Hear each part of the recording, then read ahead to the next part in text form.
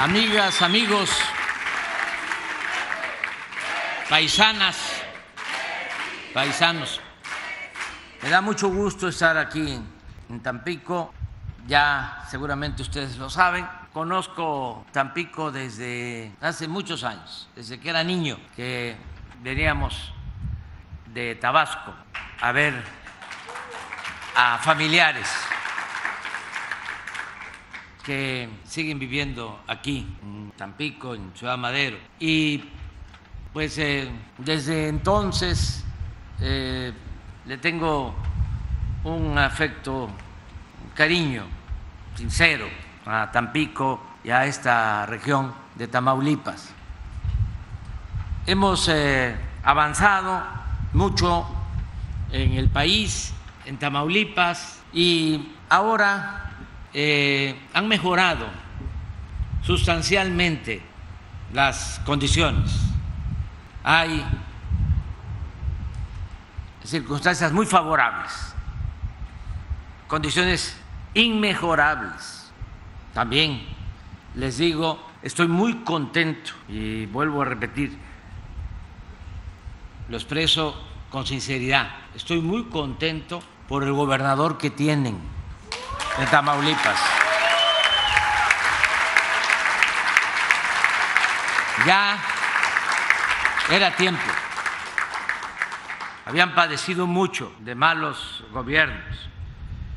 Entonces, esto abona a nuestro propósito de seguir ayudando al pueblo de Tamaulipas. En el caso de la salud, como aquí se mencionó, desde el principio del gobierno queríamos llevar a cabo esta transformación. En efecto, visitamos 80 hospitales en el 2019, estuvimos aquí en Tamaulipas, en 4 hospitales del IMSS Bienestar. De aquí es la doctora Gisela, es paisana de ustedes. La directora de este nuevo organismo, IMSS Bienestar, y yo ya conocía este sistema porque cuando fui director del Instituto Nacional Indigenista en Tabasco, saliendo de la universidad, me tocó iniciar el programa en ese entonces IMSS Coplamar, en los años 80, y se crearon unidades médicas rurales y hospitales de 40 camas para segundo nivel de atención, y pude constatar de que funcionaba ese modelo. Luego se optó por la descentralización de los sistemas de salud pública, y ya conocen ustedes la historia. La federación se dedicaba nada más a transferir recursos, lo que aquí ha mencionado Zoé, lo del seguro popular, que ni era seguro ni era popular, pero era enviar a los estados dinero en esa descentralización. Precisamente el doctor Kumat no quiso que en ese proceso de descentralización entrara este sistema que ahora conocemos como IMSS Bienestar. No quiso, y fue lo único que le quedó a la federación. Todo lo demás se envió a los estados. Y bueno, no es malo la federalización.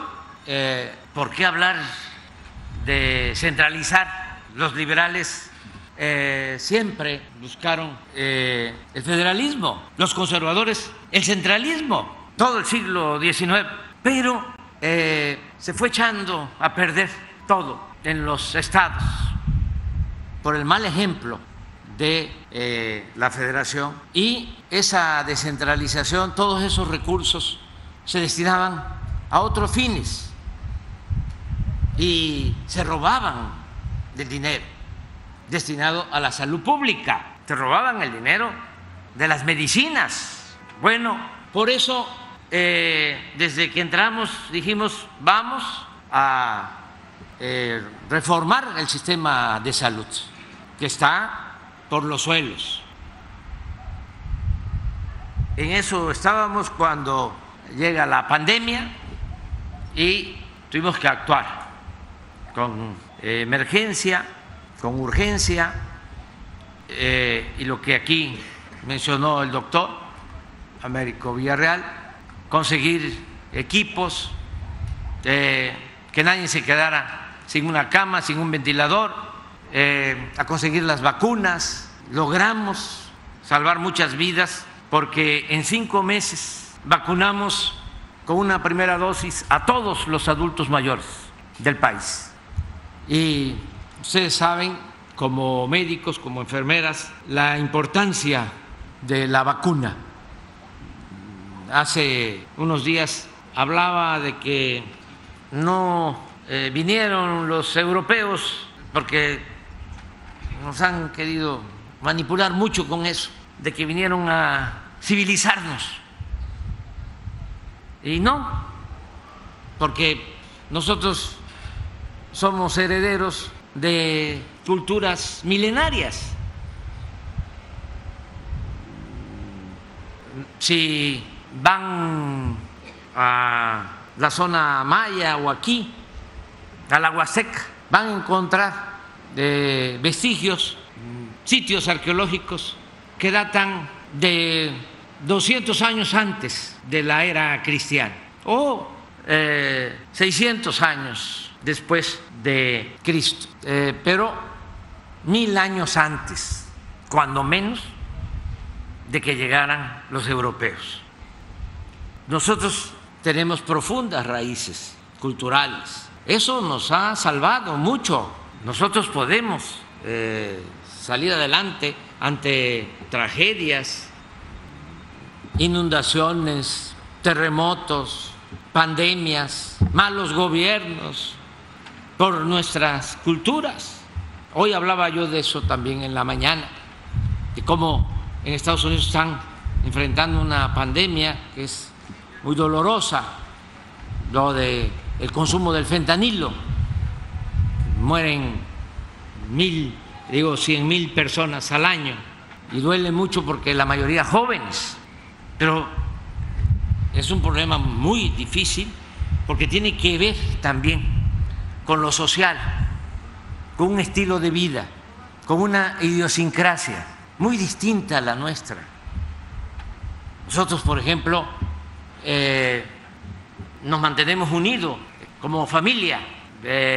Hace poco leía yo de que unos papás en Estados Unidos, papá, mamá, fueron a un juez a denunciar a un hijo porque estaba cumpliendo 30 años y no se iba de la casa. Y el juez les dio la razón y se fue el hijo. Para la idiosincrasia nuestra eso no encaja. Acabo de leer hace 4 o 5 días un reportaje de unos vecinos de Texas, una familia, papá, mamá y 2 niñas ya adolescentes, donde el papá dice que ya tienen que buscar trabajo y conseguir $300 al mes, porque si no ya no pueden estar ahí, ya no pueden estar en la casa, se tienen que salir. Me acuerdo que el señor decía $200 si ellas compran, si cada una de ellas compra la despensa. Si les tenemos que dar comida y hospedaje, son $300. Y decían, ¿por qué tienen que aprender que todo cuesta? Bueno, yo respeto esa mentalidad, pero no tiene que ver con lo que somos nosotros, los mexicanos. Nosotros no queremos que los hijos se vayan nunca de la casa, por eso abusan. Y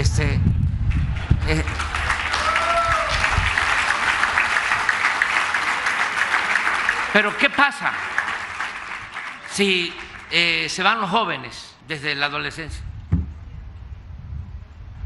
es un problema.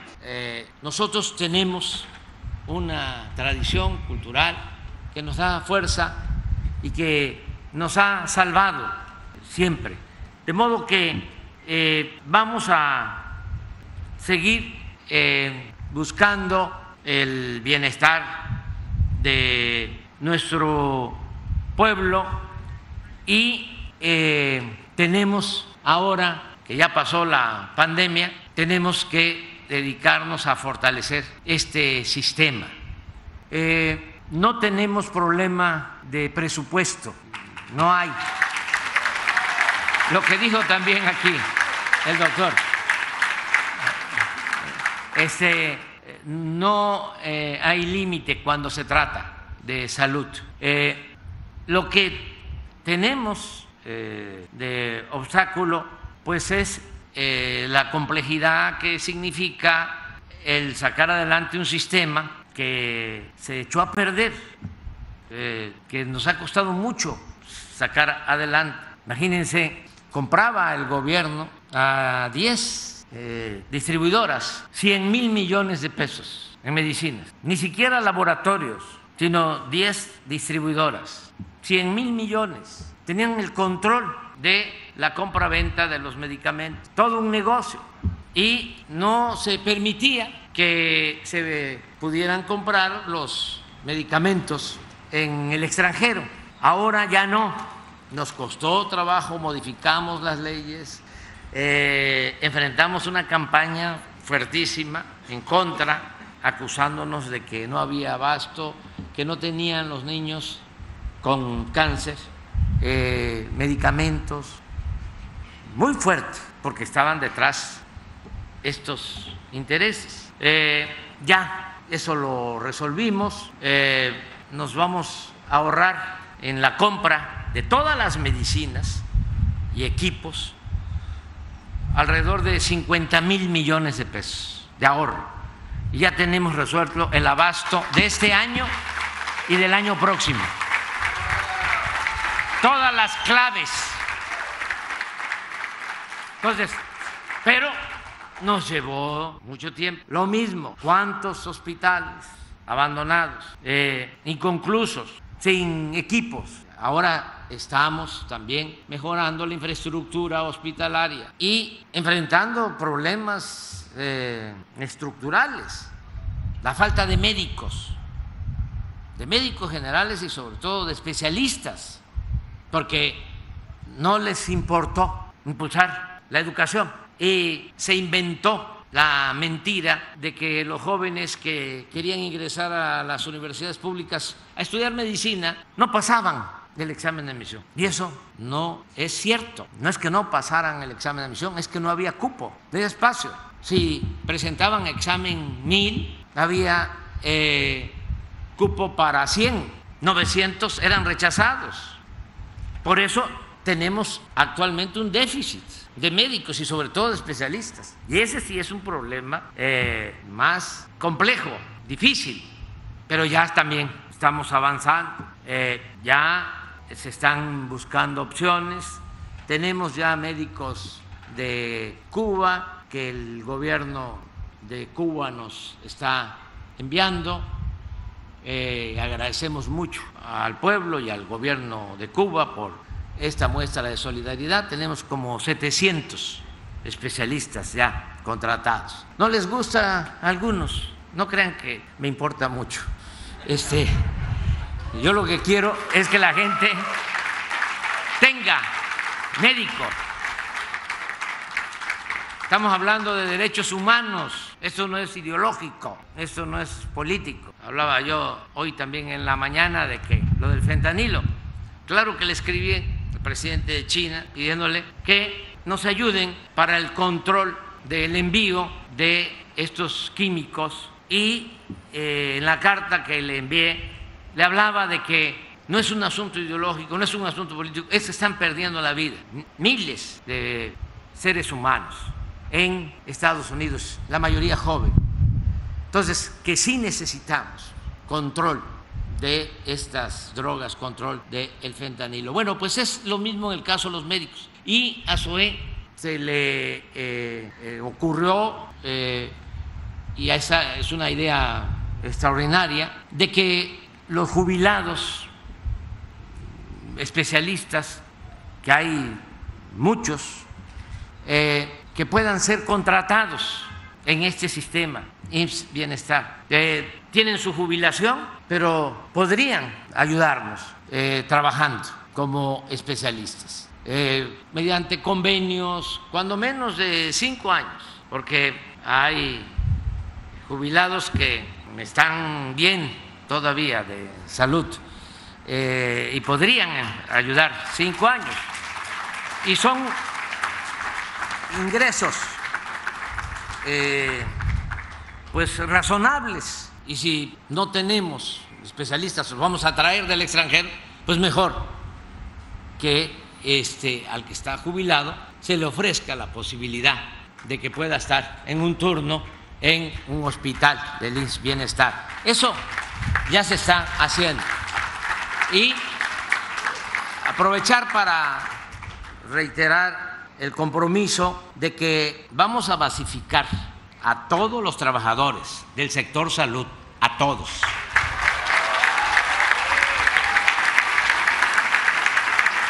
Les decía,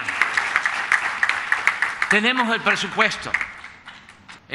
¿Por qué tenemos el presupuesto? No crean que estoy presumiendo. Es que era mucho lo que se robaba. Siempre sostuve de que el principal problema de México era la corrupción, y la verdad le atinamos, hasta nos quedamos cortos, porque eso lo decíamos en todas las plazas, que nada había dañado más a México que la deshonestidad de los gobernantes. Cuando andábamos en campaña, decía yo, ¿quieren que les dé a conocer el plan? En lo que tardo parado en un solo pie, yo que no hablo de corrido, y hacía yo así: acabar, desterrar la corrupción. Ese es el plan. Y no funcionó, porque era muchísimo el dinero que se robaban en todo, en salud, en educación, en comunicaciones. En caso de salud, imagínense, hospitales del seguro, del ISSSTE, de salud, que se tienen contratados a empresas particulares y que se les paga una mensualidad a los dueños de estos hospitales, tengan o no tengan pacientes. Les voy a poner un ejemplo más claro. Cuando fui jefe de gobierno en la ciudad, construimos un hospital en Iztapalapa de 140, 150 camas. Ahí está el Hospital Belisario Domínguez, 300 millones de pesos. Poco después construyen con este sistema que le llaman Asociación Pública-Privada, en Zumpango, Estado de México, un hospital, 7,000 millones de pesos. Igual, 140 camas. ¿Por qué? Porque no solo cobraron mucho por la construcción y por el equipamiento, sino que hay que pagarles intereses. El gobierno del Estado de México hoy, todavía por ese hospital, tiene que pagar 200 millones de pesos cada año, durante 20, 25 años. Bueno, así estaban los reclusorios. Teníamos que pagar promedio de 5,000 pesos por recluso. Era pagarle como si se hospedara en un hotel de 5 estrellas. Y yo creo que más. Tuvimos que hacer un acuerdo y así hemos venido avanzando. ¿Saben cuánto nos ahorramos por la modificación nada más de 10 contratos de 10 reclusorios? 10,000 millones de pesos. Entonces, ¿por qué tenemos presupuesto? Por eso, porque era mucho la robadera. Entonces tenemos presupuesto para la salud. Ahora, ¿qué es lo que necesitamos? O sea, ya sabemos que hay que mejorar la infraestructura de salud, equipar centros de salud, hospitales, tener médicos, tener especialistas, tener enfermeras, que no falte el abasto de medicamentos. Ya eso ya lo sabemos y tenemos recursos y tenemos disposición para que se vayan resolviendo todas estas necesidades. ¿Qué requerimos? Bueno, aplicarnos todo, que todos ayudemos, que aquí, que el gobernador es un médico, que le entreguemos a él la estafeta y que él nos ayude para que terminemos de establecer un sistema de salud público en Tamaulipas de primera, como lo merece el pueblo de Tamaulipas.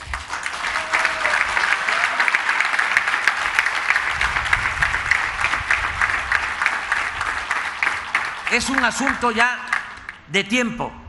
Ya hemos enfrentado, les decía yo, la pandemia, la corrupción para limpiar. Todavía no terminamos, pero ya nos falta poco. Sobre todo limpiar en el sector salud. Pero ya se nos termina el tiempo. Yo termino en septiembre del año próximo. Y no, sí, es que yo soy maderista y soy partidario del sufragio efectivo, no reelección. ¿Y saben qué? No hay que tener mucho apego ni al dinero ni al poder para ser felices. Entonces ya cumplí, o ya estoy por cumplir, que todavía me falta.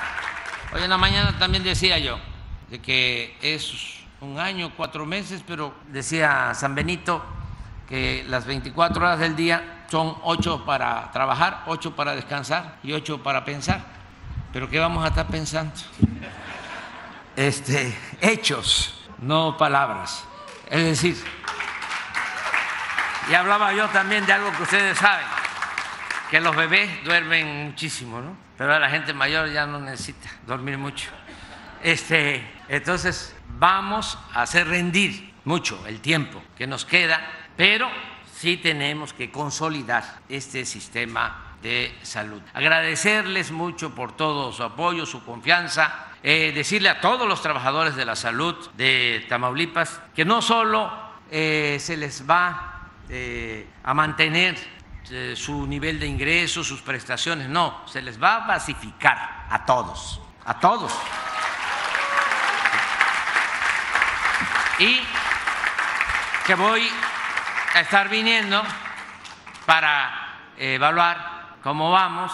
Es muy importante el que se siga mejorando todo el sistema de salud y que dicen que no vamos a poder tener un buen sistema de salud porque dije que iba a ser un sistema de salud como el de Dinamarca. No, no va a ser como el de Dinamarca, ya lo pensé bien, va a ser mejor que el de Dinamarca. Y me dio mucho gusto estar con ustedes aquí. Vamos adelante, todos juntos. Tienen un director del hospital que es puro corazón, aunque no es cardiólogo. Y me da mucho gusto que haya especialistas muy buenos aquí en Tampico, en este hospital, y gente con mucha entrega, con mucho humanismo.